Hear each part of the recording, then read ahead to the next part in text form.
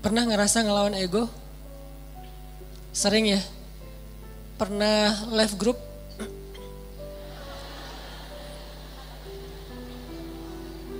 Kadang nggak left group, cuman grupnya yang nge-left kita. Gimana grupnya nge-left kita? Tadinya grupnya rame, chat, broadcast, segala macam, tiba-tiba sepi. Kenapa sepi? Ternyata mereka bikin grup baru, dan cuman kita doang ya nggak dimasukin ya. Ini namanya bukan left group, grup left kita. Saya pernah ngerasain kayak gitu. Kenapa ini sepi nih? Ternyata bikin yang baru. Adminnya mantan. Enggak, bercanda. Jadi mungkin kita pernah rame sama orang, pernah clash, pernah sakit hati, pernah baper. Apalagi kadang orangnya itu orang dekat kita, keluarga, pasangan, orang tua, mertua, adik kakak, sahabat, yang pasti rasanya nggak nyaman. Kita tuh nggak pengen lama-lama diam-diaman, pasti kayak gitu. Cuman kok nggak ada kekuatan ya untuk bisa memulai bicara duluan, mungkin nyapa duluan, atau senyum duluan, atau say hi duluan, ngejapri duluan. Kok nggak ada kekuatan kayak gitu? Yang terjadi justru kita kayak pasif nungguin dan berharap dia duluan yang nyapa kita. Diam-diam sebetulnya berharap, tapi nggak pengen kita yang duluan. Nah, ini namanya ego nih. Hati kita secara jujur sebetulnya pengennya udah deh nggak usah gini-gini amat, nggak usah diam-diaman terus. Udah deh kita mending netral lagi, biasa lagi, cair lagi. Dengan geng kita, mungkin geng kecil yang dari SD, SMP, SMA udah barengan. Terus baru pisah, nikah dia duluan, kita tinggal sendiri misalnya. Kan suka kayak gitu tuh, ada baper-bapernya, nggak pengen lama-lama. Tapi yang terjadi udah lebih seminggu nggak ada yang duluan datang untuk menyapa, karena dua-duanya menjaga ego. Berat rasanya untuk ngelawan ego dalam diri sendiri. Ini sering terjadi dalam kehidupan kita. Dan yang lebih fatal lagi dengan orang tua nih. Sampai kalau dengan orang tua atau dengan mertua lebih berat lagi tuh. Kadang dengan pasangan aja bisa kayak gitu. Kita berharap udahlah cair lagi, ngobrol lagi kayak kemarin. Tapi ada rasa berat pengen yang duluan. Nah, gimana cara kita bisa menjaga melawan ego kita sehingga tetap bisa menjaga silaturahim, menyambung silaturahim, berdamai dengan orang-orang yang dekat dengan kita selama ini ketika ada masalah. Ini pembahasan yang luar biasa penting, walaupun mungkin kita udah pernah baca hadis-hadisnya, pernah dengar ceramah-ceramah tentangnya. Setidaknya hari ini kita pengen refresh lagi semangat kita untuk melawan ego.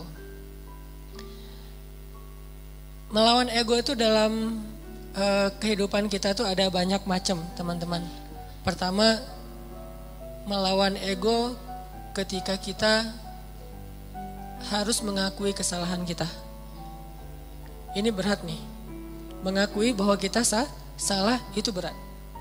Dan yang membuat kita sulit mengakui kesalahan kita, walaupun secara jujur di dalam hati kita nyadar kalau kita tuh salah, tapi nggak pengen ngaku, itu pasti ego. Nah, ada satu kisah yang luar biasa, kisah ketika Nabi SAW selesai perang Khaybar. Perang Khaybar itu perang paling besar antara kaum muslimin dengan orang Yahudi di Madinah. Ini paling besar dan bisa dibilang perang terakhir Nabi SAW. Setelah itu udah kayak nggak ada lagi perang-perang yang sulit. Ini perang Khaybar. Perang Khaybar, setelah selesai perang, ada beberapa tawanan perang, salah satunya adalah calon istri Nabi orang Yahudi. Siapa namanya? Sofia. Jadi salah satu tawanan perang Khaybar itu adalah Sofia. Suaminya terbunuh dalam perang Khaybar, saudaranya terbunuh dalam perang Khaybar, ayahnya terbunuh dalam perang Khaybar, pamannya terbunuh dalam perang Khaybar, keluarga besarnya banyak yang terbunuh dalam perang Khaybar. Dan cuman mungkin bisa dibilang dia sebatang kara yang selamat dalam perang Khaybar dan jadi tawanan kaum muslimin. Akhirnya Nabi datang ke tenda para tawanan perempuan Nabi mencari tahu di mana Sofia karena dia anak kepala suku. Ditunjukkan oleh sahabat, masuklah Nabi dengan beberapa orang sahabat ke dalam tenda Sofia, dan Sofia waktu itu komen dalam postingan itu tuh. Kata Sofia, Muhammad adalah orang yang paling aku benci saat itu. Gimana enggak? Ayahnya dibunuh, pamannya dibunuh, saudaranya dibunuh, suaminya dibunuh. Keluarga besarnya banyak yang terbunuh dalam perang Khaybar. Sehingga kata Sofia, Muhammad adalah orang yang paling aku benci waktu itu. Jadi Nabi datang ke Sofia dalam kondisi Sofia itu lagi benci banget sama Nabi. Ngelihat wajah Nabi juga gak mau. Apalagi nge-follow. Ngelihat wajahnya aja gak mau. Kalau Nabi request mau follow pasti di blok. Jadi benar-benar nih Sofia lagi marah berat dan lagi baper berat sama Nabi, lagi benci banget sebenci-bencinya dan lagi sedih sesedih-sedihnya. Gimana nggak sedih, kehilangan satu keluarga aja sedih, ini apalagi satu keluarga besar, termasuk orang yang paling penting dalam hidupnya, ayah dan suaminya. Apa yang dilakukan Nabi? Nabi datang minta maaf kepada Sofia. Apakah Nabi salah? Tidak. Apakah Nabi zalim kepada keluarga Sofia? Tidak sama sekali. Tapi Nabi tidak punya ego di dalam dirinya. Beliau datang meminta maaf kepada Sofia. Masuk ke tenda Sofia. Sofia, maafkan aku atas kematian ayahmu. Maafkan aku atas kematian suamimu. Maafkan aku atas kematian saudaramu, pamanmu, keluarga besarmu. Kemudian Nabi menjelaskan apa yang sebenarnya terjadi. Aku udah ngasih kesempatan buat ayahmu, tapi beliau menolak. Beliau malah menyerang kami, beliau malah zalim kepada beberapa kaum muslimin dan seterusnya. Nabi menjelaskan, meminta maaf, menjelaskan, meminta maaf, menjelaskan, meminta maaf, terus menerus sampai akhirnya luluh hati Sofia dan tiba-tiba Sofia menjadi jatuh hati kepada Rasulullah SAW. Lihat luar biasanya Nabi dalam meminta maaf. Bukan maaf ya, udah selesai pergi. Enggak, beliau minta maaf sampai Sofia jatuh hati kepada beliau. Itu gimana caranya tuh? Orang yang tadinya benci banget jadi cinta banget. Sehingga kata Sofia, beliau terus meminta maaf dan menjelaskan, meminta maaf dan menjelaskan, meminta maaf dan menjelaskan, sampai akhirnya beliau menjadi orang yang paling aku cintai di muka bumi. Ini luar biasanya akhlak Nabi SAW. Jadi Nabi itu bukan hanya bisa bikin orang yang lagi bete jadi happy, malah orang yang jadi lagi haters banget jadi followers dan fans berat. Bukan fans lagi, loversnya jadi pencinta. Ini artinya ada pelajaran gimana melawan ego. Mengakui bahwa kita salah, walaupun posisi Nabi sebetulnya beliau gak salah. Namanya perang pasti ada adu fisik segala macam. Lagian kalau kita baca kronologis cerita perang Khaybar, maka kita akan lihat bahwa Nabi itu udah toleran banget. Udah ngasih kesempatan banget. Udah ngasih banyak tawaran-tawaran yang gak harus perang deh. Udah kita damai aja. Tapi mereka gak mau. Akhirnya gak bisa dihindari, terjadilah perang. Kalau kita baca kronologis panjangnya perang Khaybar. Tapi dalam kondisi Nabi gak bersalah, Nabi gak zolim, Nabi gak pernah mencurangi hak orang lain. Nabi masih datang kepada perempuan ini untuk meminta maaf. Gimana dengan kita yang mungkin kondisi kita gak seperti Nabi yang suci, yang maksum. Pasti ada salahnya kita. Walaupun kadang-kadang yang pertama salah orang lain. Yang pertama salah itu mungkin teman, salah ngomong, salah sikap. Atau kadang-kadang sikapnya bukan sesuatu yang gimana, cuman diam doang. Kadang dia diam, kita baper.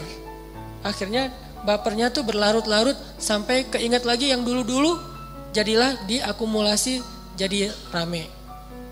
Emang sih dia dari dulu tuh kayak gitu, dibawa yang dulu-dulu. Padahal katanya dulu udah dimaafin. Tapi masih dibawa lagi. Nah ini artinya kalau Nabi aja yang gak bersalah datang meminta maaf duluan. Dan meminta maafnya tuh gak sekali, berjam-jam loh. Kalau kata periwayat cerita itu berjam-jam Nabi minta maaf. Sampai membuat Sofia perlahan-lahan yang tadinya gak mau ngelihat, mulai ngelihat. Yang tadinya gak mau senyum, mulai matanya agak sedikit gak mau melotot lagi gitu. Terus lama-lama Sofia mulai antusias, lama-lama Sofia tersenyum dan kemudian Sofia malah luluh hatinya, bahkan jatuh hati kepada Nabi. Bukan karena Nabi keren, kece, bukan. Karena akhlaknya yang luar biasa. Baru Sofia mengakui kepada Nabi, mengatakan, beberapa malam yang lalu saya mimpi. Baru Sofia jujur, mimpi apa?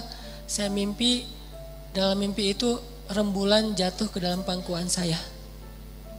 Rembulan purnama banget jatuh ke dalam pangkuan Sofia. Lalu saya ceritakan mimpi ini kepada suami saya dipukul sama suami saya, ditampar sama suaminya. Kenapa? Karena suaminya tahu makna dari mimpi. Kata suaminya, kamu jangan macam-macam. Kamu tertarik dengan laki-laki yang di Madinah, maksudnya Muhammad. Padahal Sofia nggak pernah tahu tentang Muhammad. Tapi Allah ilhamkan lewat mimpi bahwa kelak Sofia itu akan menjadi salah satu yang mendampingi hidup Nabi Muhammad SAW. Baru Sofia ngomong, kalau saya mimpi rembulan jatuh ke dalam pangkuan saya, tapi saya masih nggak percaya, mana mungkin pembunuh suami saya yang akan jadi suami saya. Pembunuh ayah saya bakalan mendampingi hidup saya. Tapi ketika melihat akhlak Nabi, semuanya berubah. Dialah yang paling layak untuk saya. Ini melawan ego dengan cara meminta maaf. Dan itu nggak gampang. Tapi walaupun itu nggak gampang, justru karena dia sulit, balasan di sisi Allahnya luar biasa. Sehingga ada kaidah dalam fikih, al-jaza min jinsil amal, al-jaza ala qadril masyaqqah. Balasan itu tergantung sulitnya beramal. Balasan itu tergantung sulitnya beramal. Makin sulit dalam beramal, makin besar balasan di sisi Allah Subhanahu wa taala. Jadi kalau kita ngerasa meminta maaf, mengakui kesalahan itu adalah hal yang berat, yang sulit, berarti itu ibadah yang luar biasa pahalanya. Lebih gampang mana coba saya tanya? Meminta maaf atas kesalahan kita dengan sholat sunnah qobliyah 2 rakaat. Lebih gampang sholat sunnah. Bahkan terkadang lebih gampang tahajud daripada minta maaf. Kadang-kadang lebih gampang melaksanakan tahajud. Ada orang tahajudnya rajin tapi gak pernah mau ngaku kalau dia salah. Kan berarti lebih sulit meminta maaf ya. Maka dari itu menjadi salah satu indikasi bahwa meminta maaf dalam kondisi tertentu pahalanya lebih besar daripada ibadah tahajud. Kenapa? Karena dia lebih sulit. Al-jaza'u ala qadril masyaqqah. Balasan itu tergantung tingkat kesulitan dalam beramal. Ada 2 orang yang datang ke masjid, yang satu jarak rumahnya cuma di sebelah masjid, yang satu lagi jauh dari masjid. Kemudian kondisinya hujan, sehingga dia hujan-hujanan datang ke masjid dingin, berdiri di shaf pertama di belakang imam, barengan nih. Tapi pahalanya beda, tergantung apa? Tergantung kesulitan. Yang satu dekat masjid, pahalanya pahala berjamaah. Yang kedua jauh dari masjid, pahalanya berjamaah dan effort yang lebih. Begitu juga kita ketika kita ngerasa ada ego yang harus kita lawan. Makin berat ego yang harus kita lawan, makin besar pahala dari ibadah itu. Ini namanya meminta maaf, gak gampang. Bahkan Nabi SAW kadang meminta maaf kepada pasangannya, kepada keluarga besarnya, kepada sahabatnya, kalau beliau pernah menyakiti mereka. Buktinya apa? Sebelum Nabi wafat, dalam kondisi sakit berat, Nabi itu lagi meriang, lagi gigil gitu. Tiba-tiba Nabi berdiri dalam keadaan yang enggak gemetar gitu, enggak kuat berdiri. Nabi berdiri di depan mimbar, Nabi mengatakan, wahai sahabat-sahabatku, wahai sahabat-sahabatku, kalau aku pernah menyakiti kalian sebelum ini, maka maafkanlah aku. Jika kalian ingin mengambil hak kalian untuk membalas, maka balaslah sekarang. Karena mungkin ini adalah pertemuan kita yang terakhir. Bayangin seorang nabi yang jasanya itu udah lebih daripada ibu ke anak kan. Jasa ibu ke anak masih kalah dengan jasa nabi kepada umatnya. Kalau ibu ke anak jasanya apa? Mengandung, melahirkan, menyusui, membesarkan. Kalau jasa nabi bukan cuma di dunia, tapi juga di akhirat. Nabi itu paling berjasa dalam hidup kita, bahkan lebih daripada orang tua kita. Orang tua kita nanti di akhirat ninggalin kita loh. Begitu bangkit dari kubur, semuanya jalan sendiri-sendiri. Bahkan kalau kita dikuburin satu kuburan dengan pasangan kita, cinta sejati nih pengen satu kuburan berdua, nanti begitu bangkit tetap aja nggak saling menolong, bahkan saling meninggalkan. Kenal nggak? Kenal. Jadi pas kita bangkit dari kubur, baru dihidupkan kembali, kita ngelihat ke sebelah, ada dia di sebelah. Itu pasangan kita banget tuh. Bahkan bukan mantan, emang dia istri kita atau suami kita. Gak ada dendam gitu, masih ada rasa kasih sayang gitu. Bangkit dari kubur ngelihat pasangan kita, sama sekali kita gak mikirin untuk menolong dia. Pergi aja sendiri. Dia juga gitu pergi sendiri. Yauma yafirrul mar'u min akhih wa ummihi wa abih wa sahibatihi wa bani likulli imri'im minhum yauma idzin sya'nun yughni. Hari ketika seorang ibu ayah meninggalkan anaknya, ketika istri suami meninggalkan pasangannya, ketika adik kakak meninggalkan saudaranya, ketika sahabat karib meninggalkan sahabatnya, setiap orang sibuk hanya dengan urusannya sendiri-sendiri. Cuman satu orang yang hari itu peduli kepada kita. Bukan ayah kita, bukan ibu kita, bukan istri kita, bukan suami kita, bukan guru kita, bukan sahabat kita, bukan geng SD kita, bukan teman satu grup sama kita, bukan siapapun. Terus siapa? Rasulullah Sallallahu Alaihi Wasallam. Cuman Nabi yang paling sibuk di hari itu. Nyari-nyari kita, terus minta ke Allah, ya Allah selamatkan dia, nyari lagi, ya Allah selamatkan dia, terus saja sepanjang waktu. Jadi Nabi itu orang yang paling berjasa. Jadi walaupun kalaupun beliau pernah menyakiti, ya sudah hak beliau untuk dimaafin. Kecil kesalahan beliau kalau pernah pun menyakiti sahabat dibandingkan dengan jasa yang sangat besar. Dan gak mungkin juga Nabi sengaja menyakiti, pasti gak sengaja. Tapi dalam kondisi kayak gitu Nabi masih minta maaf, bayangin. Seorang Rasul, utusan Allah, kekasih Allah, minta maaf kepada umatnya. Terus siapa?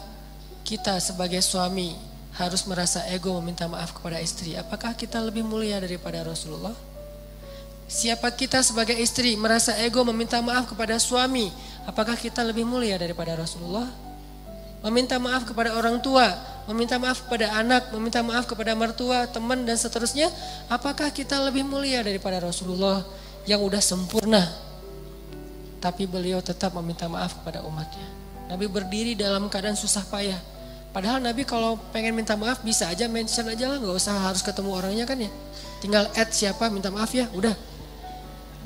Nabi bisa telepon, Nabi bisa japri, Nabi bisa ngutus orang, kasih tahu ke dia saya minta maaf. Atau suruh ngumumin sama kayak Abu Bakar gitu. Abu Bakar berdiri di atas mimbar, wahai kaum muslimin, Rasulullah lagi sakit keras. Beliau berpesan minta maaf kalau ada salah kepada kita semuanya. Bisa kan? Tapi saking seriusnya Nabi minta maaf, beliau dalam keadaan sangat lemah dan itu sakit yang membuat beliau wafat loh. Berarti sakit keras banget nih. Tapi beliau sempat-sempatin untuk berdiri di atas mimbar dalam keadaan gemetar dan mengatakan, maafkanlah aku wahai kaum muslimin, wahai sahabat-sahabatku.